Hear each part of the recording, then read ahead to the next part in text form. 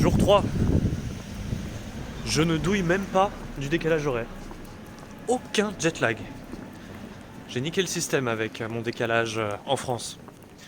Et aujourd'hui, on va aller voir la Sky Tree, c'est ça? C'est ça, avec la plus grande tour de Tokyo. On a pris le métro pour s'y rendre, et contrairement à une idée reçue, les métros sont pas systématiquement blindés avec les agents RATP qui doivent pousser pour que tu rentres. Là, vous pouvez voir que dans ce wagon, il y a même pas mal de place, et c'est pas du tout agencé pareil. Les sièges sont pas nécessairement dans le sens de la marche, mais sur les côtés. Au Japon, on ne monte pas l'escalator, on se met bien à gauche, et chaque marche est entourée d'une marque jaune, parce qu'on est en Asie. Nous sommes arrivés à la Tokyo Sky Tree, qui est légèrement grande. On dirait pas bien comme ça, mais le sommet, c'est environ 2 fois la tour Eiffel. Et ce haut lieu du tourisme, ça n'est pas juste une tour qu'on gravit, mais aussi un centre commercial. Il y a tout un complexe à l'intérieur, avec énormément de boutiques en tout genre. C'est le paradis de la consommation. Il y a un nombre d'étages innumérables. Si tu veux tout explorer, il te faut plus qu'une journée. Et on va dire que c'est pas très dépaysant, à part certains coins, mais si t'as déjà vu un centre commercial aux États-Unis ou en Europe, c'est un peu la même chose. Si ce n'est qu'ici, il y a quand même un Kirby Café. Et quand t'es un geek, ça fait quand même plaisir de voir des références aussi assumées dans des lieux aussi touristiques. Même si personnellement, je m'en fous un peu vu que je suis pas très fan de Kirby. Ah mince, on va pas pouvoir y aller. Moi qui voulais manger une pizza au Japon. Ensuite, on a croisé un Pokémon Center avec des décorations assez impressionnantes. Et ce qui était impressionnant aussi, c'est le nombre de personnes qui se baladaient dedans. On voit tout de suite les séries les plus populaires au Japon. Dedans, il y avait des goodies, plein de peluches en tout genre. Si tu cherches un Pikachu robe de mariée, c'est ici qu'il faut aller. Pikachu Sida, est-ce que c'est toi? Il y avait aussi des bornes pour jouer à des jeux Pokémon qui ressemblent vachement à des trucs genre Pokémon Go, mais sur un grand écran. Il fallait tapoter des gros boutons pour attaquer. Ça avait l'air un peu chiant. Bon, j'ai trouvé ma peluche préférée de toute la boutique. Bonjour, Gruic Gruic. Il est tellement doux. Je ne connais aucune matière aussi douce que ça. Par contre, regarde le prix. Salut! On est à l'étage pour enfants. Ils peuvent faire du trampoline et s'adonner aux joies de leur vie future en apprenant les bases du pachinko et des jeux d'argent.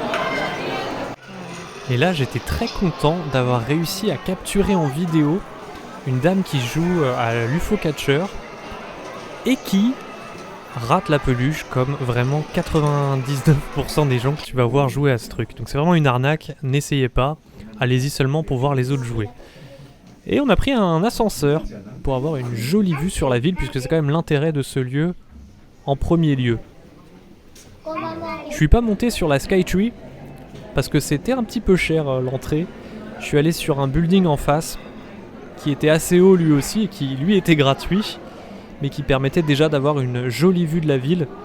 Et puis moi qui suis un expert en tour, je peux vous le dire, que ça soit 300 mètres de haut ou 500 mètres de haut, en vrai, passer un cap, t'es déjà tellement haut par rapport aux autres buildings que ça change pas grand chose. Donc petit pro tip, si vous voulez quand même une jolie vue de la ville sans avoir à payer cher ni faire la queue de ouf qu'il y a pour cette attraction touristique, allez là-bas. Tandis que tel un boomer, je mets mon doigt au niveau de l'objectif. Il y a des tremplins le long de la tour. Je sais pas si c'était pour que les gens sautent, mais je trouve ça marrant à filmer. Et puis j'ai repris l'ascenseur dans l'autre sens pour descendre. Et là je sais pas si vous vous rendrez bien compte, mais c'était extrêmement rapide. Là on le voit un peu avec le building. Ça faisait des sensations. On avait la différence de pression limite avec les oreilles qui se bouchaient. C'était assez cool. Après avoir visité les airs, on retourne dans la terre. Un nouveau tour en métro. De toute façon c'est une habitude à prendre quand t'es au Japon. Surtout à Tokyo, vu les grandes distances, tu vas prendre très souvent les transports en commun. Là on l'a pris pendant 15-20 minutes je crois, pour s'éloigner un peu du centre, aller dans un coin où il y a moins de touristes, plus de locaux. On peut trouver un kebab. On est dans un quartier en banlieue de Tokyo qui ressemble un peu à la ville dans Persona 4. Et assez de monuments pour aujourd'hui. On va faire les boutiques. Parce qu'on avait beau passer la moitié de la journée dans un centre commercial, vous vous doutez bien que c'est pas ce genre de boutique qui m'intéresse. Pourquoi mon omelette, elle bouge toute seule? Mais avant ça, il fallait que je me remplisse l'estomac avec une omelette assez étrange. Maintenant, vous connaissez le bon plan. Si vous vous éloignez un peu du centre et que vous allez dans des gros centres commerciaux, vous pouvez trouver des book-off super bazar avec plein d'articles d'occasion. Et surtout, ce qui nous intéresse ici, du jeu vidéo. Et dans celui-là, j'ai trouvé la masse de consoles vendues à des prix plutôt abordables, en bon état. Mais de toute façon, il y avait tellement d'exemplaires de chaque console que tu pouvais vraiment prendre celle qui te correspondait le plus par rapport à l'état. Le prix change un petit peu, mais ça reste quand même assez attractif. Donc tout ça, c'est des jeux Super Nintendo. Et 64, entre autres. Donc il y avait beaucoup de choix là-bas. Et on a vu le jour précédent que j'étais assez ébahi par le premier Super Book-Off que j'ai fait, mais c'était pas un coup de chance. Ils sont quasiment tous comme ça. Par contre, j'avoue, c'est le seul où j'ai vu un Virtual Boy en boîte à 300€. Ça, t'en croises pas partout. Mais dans l'ensemble, j'ai retrouvé un peu des redites par rapport à la boutique de la veille. Il y a quand même beaucoup de jeux qui se répètent. Donc finalement, j'ai un peu tracé, je voulais pas faire patienter trop longtemps Kylian qui lui par contre n'était pas en quête de jeu comme moi. Donc cette boutique je l'ai fait assez vite. J'ai pris combien de temps? Bah 3 heures encore, comme la dernière fois. Et bien sûr en rentrant fallait que je teste le matos pour être sûr de pas avoir acheté une console hors service. Là je me suis procuré une Nintendo 64 parce que ça me permettait, Japon oblige, d'avoir une manette avec un joystick en bon état et de jouer en 60 Hz à des jeux à leur vraie vitesse, mais aussi de tester quelques titres inédits. Et maintenant Tokyo by Night. Tu nous emmènes où? Il nous emmène à Asakusa, le Sensoji Temple, un des plus grands attractions touristiques de Tokyo. Et on va essayer de trouver à manger autour d'abord, et puis après je t'emmène dans un endroit un peu spécial. Un peu spécial. De toute façon pour moi au Japon, chaque lieu était un peu spécial. La moindre petite ruelle, le moindre escalier qui donne vers la rivière et la belle vue sur les ponts illuminés. Au loin, le gros truc qui brille, c'est la Skytree justement qu'on a visité plus tôt. Donc même de nuit, c'est assez beau. Et là, je me suis dit que j'allais pouvoir accélérer les vidéos vu que j'ai plein de rushs où je suis juste en train de marcher dans les rues. Là, un passage piéton, comme on en croise pas mal au Japon.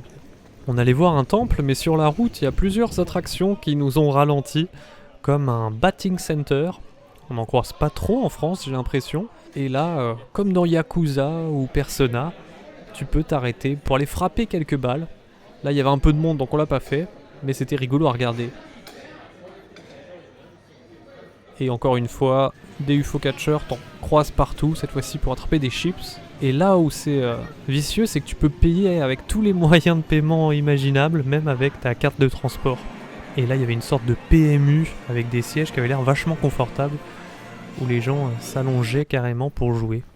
Malgré toutes les distractions en route, on a réussi à atteindre le fameux temple qu'on visait à la base, qui est intéressant puisque de nuit, c'est tout éclairé, c'est joli.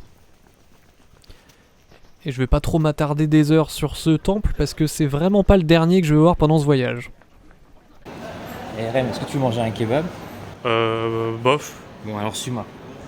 Mon guide local sur place, j'ai nommé Kylian, connaissait un endroit assez cool dans les souterrains. Et c'est ça que j'aime à Tokyo, c'est qu'au détour d'une porte, tu peux arriver dans un bar où c'est un ninja qui va te servir ton saké dans un cadre assez convivial, mais à la fois étrange puisque on est à côté des souterrains du métro.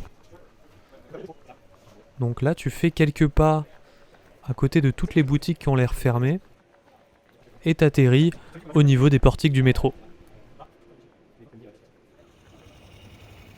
Nous sommes seuls. Il y a quand même un cuisinier.